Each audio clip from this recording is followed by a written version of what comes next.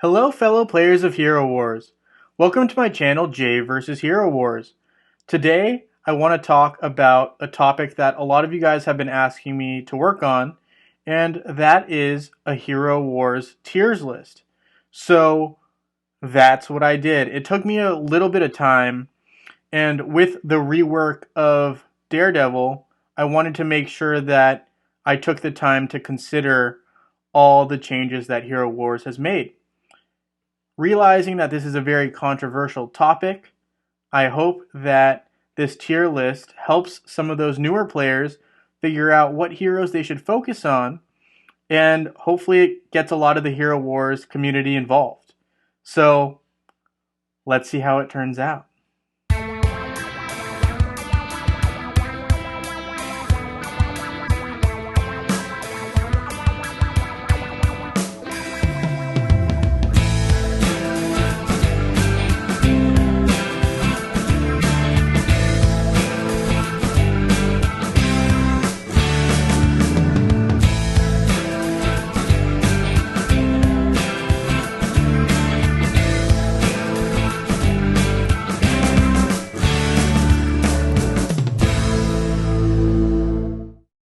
Alright guys, so a couple of quick things before I just throw the Hero Wars tier list up and get a lot of feedback.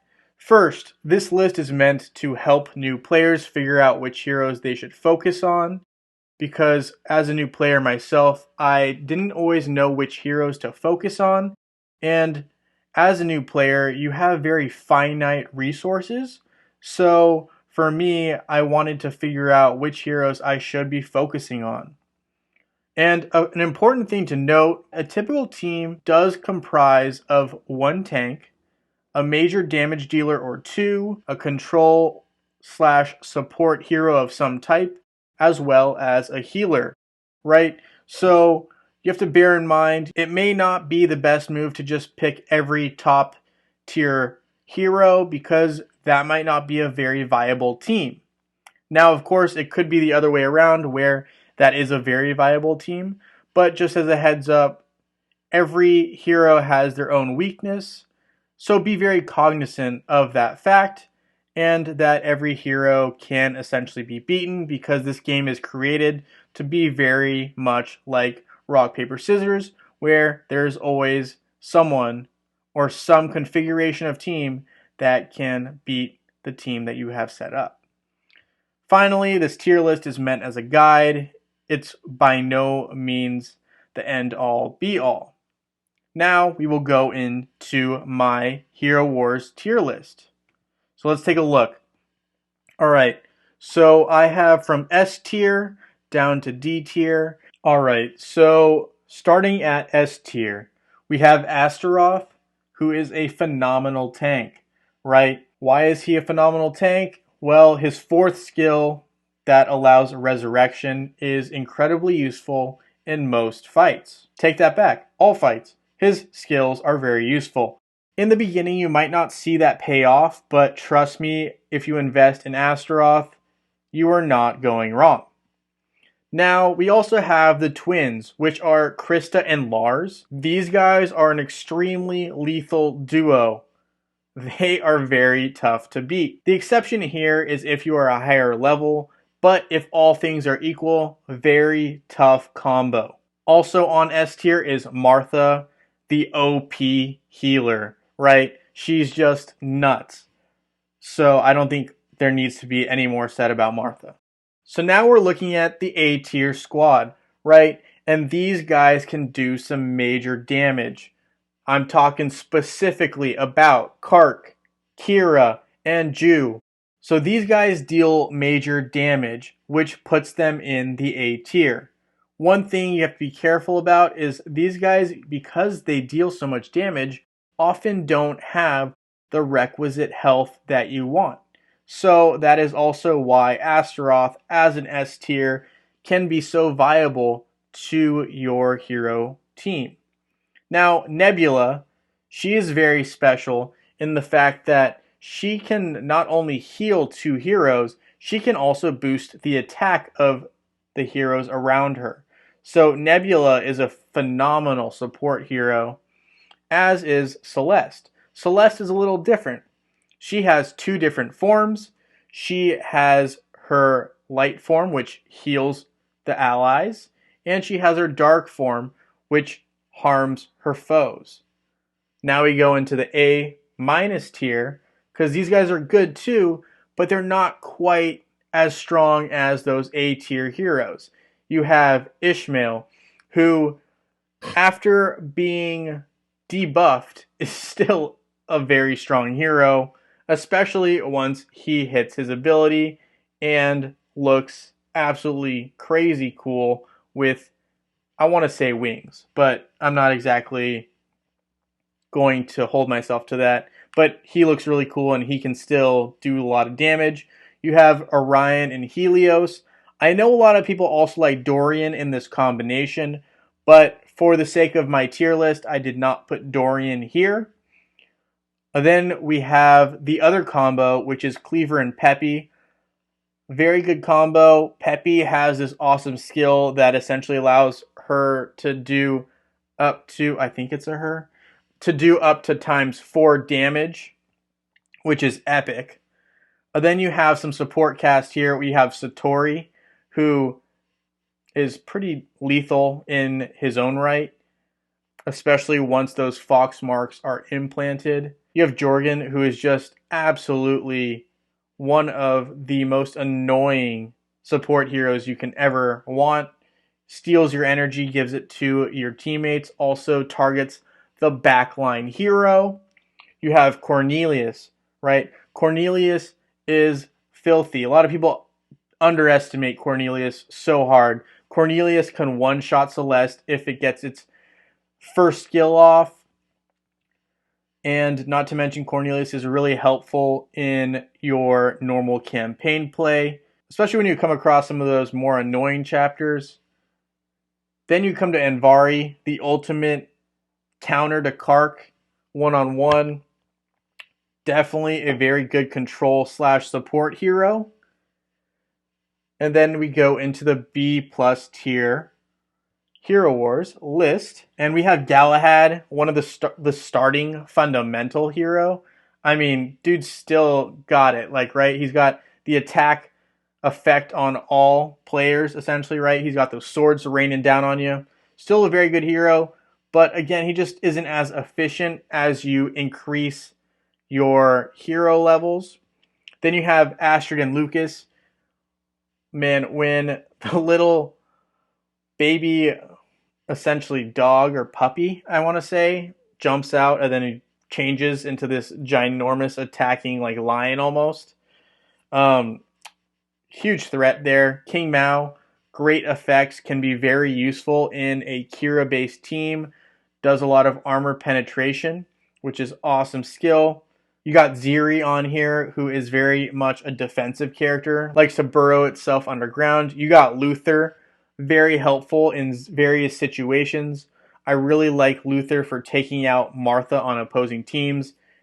Rufus, great for magic-based teams. You have Dorian and Elmer combo, which is great for when Elmer's getting hit. He tends to jump back, and Dorian allows for that vampirism to kick in.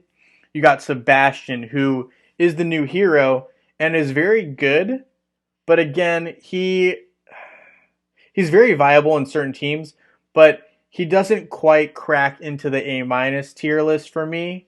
He is very good, but he's just not, he doesn't have that extra attack power or the specialness for me to deem him worthy of an A- tier. Same with Leanne.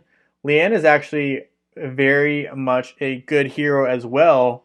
Has done some great job in countering Kark, as well as some of the other heroes, but you do need to be careful. Leanne can get knocked out real quick. Aurora, she's very good later in the game, and that dodge, man, if you get that dodge up, that is something that is annoying to deal with as well. You have Faceless. When used correctly, Faceless and Kark combo, man, you do not want to get hit Kark, Faceless back to back.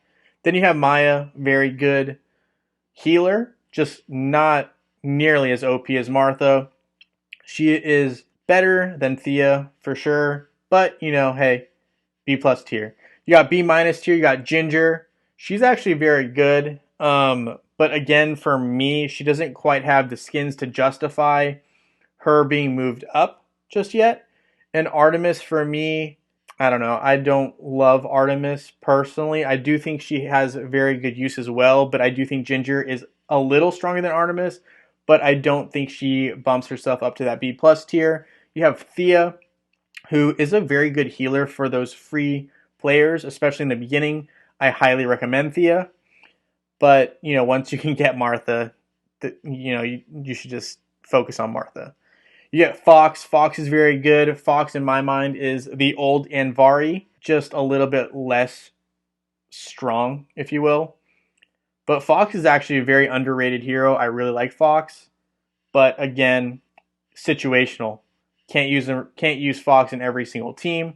Kai is also very good. Kai is great with Kark because every time he lifts a hero, Kark will strike him down.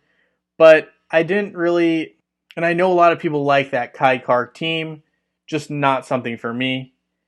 You have Jet. Jet is very useful as well, depending on who you use him with. I've seen him used very effectively with Ishmael because Jet lowers defense of the opponent, and Ishmael goes absolutely nuts and just runs through teams. I've seen it happen. You got Daredevil. With the rework, Daredevil actually is not as bad as she was. She was essentially almost not very useful at all. But now actually she's kind of viable, especially in Outland, because of that fire skill that they added, which helps in terms of taking down those little baby spiders within Outland, which can be annoying if you don't get rid of them. Then you have Chaba, actually also again hero that I kind of like. I ranked him kind of low just because he doesn't do a lot of damage, but I do like the fact that he's pretty tanky, and he also takes the opponent's tank kind of out of the fight, assuming that they have a tank. He'll essentially just Kirby a player, where he'll just swallow him whole. He won't take the shape or effects of him, but he takes him out of the fight for a little bit, which is cool. Then you go to the C tier, which for me, B minus tier and C tier, pretty close. Lilith is definitely on that cusp. I think Lilith is very good, but again, she's not super viable. I wouldn't necessarily focus my resources on her. I definitely also think that within the Tower Coins, Orion, worth getting over Lilith. You got Judge. Judge is interesting, but not exactly the strongest attacker. Not bad for a defensive stall team, I would say, maybe, but not super viable on most teams. Mojo, very good actually in the beginning part of this game, but as you progress, there's just a lot of heroes that overtake Mojo as an offensive threat. You have Arachne. Arachne is a hero that isn't terrible, actually, but again, just limited in the use that you can get out of Arachne, so that's kind of why, in my mind, she's ranked a little lower than maybe her actual strength is. Then you have Darkstar, which is good. I like Darkstar, especially early on, but later on, it's a lot harder to justify her use on a team.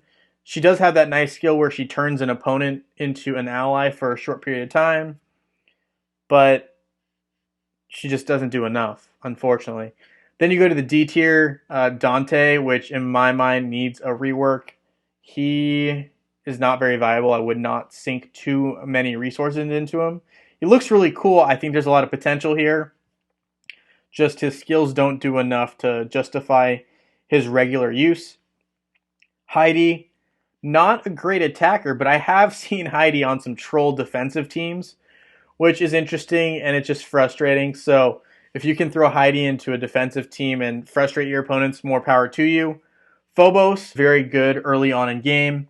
I think my biggest problem with Phobos is the limited use after, honestly, even like chapter 8, maybe, in campaign. He doesn't do as much. Marcus is low on this tier list, right? But he's actually not that useless. If you use him right and you pair him with Luther, he can be actually very useful in the fact that he can essentially have Luther do some extra damage and not get hit. So I think Marcus is actually a little underrated, but I still don't think he's all that great. He actually does not hold up very well in most situations. I'm talking especially like arena, grand arena. No, I'm sorry. He doesn't hold up. So that's essentially a breakdown of my Hero Wars tier list. I hope this is helpful. Please feel free to comment your thoughts. I'm sure there's going to be a lot of them. Thank you so much for tuning in. Really appreciate it. I hope it helped. I hope you guys will subscribe. I'll see you all in Dominion.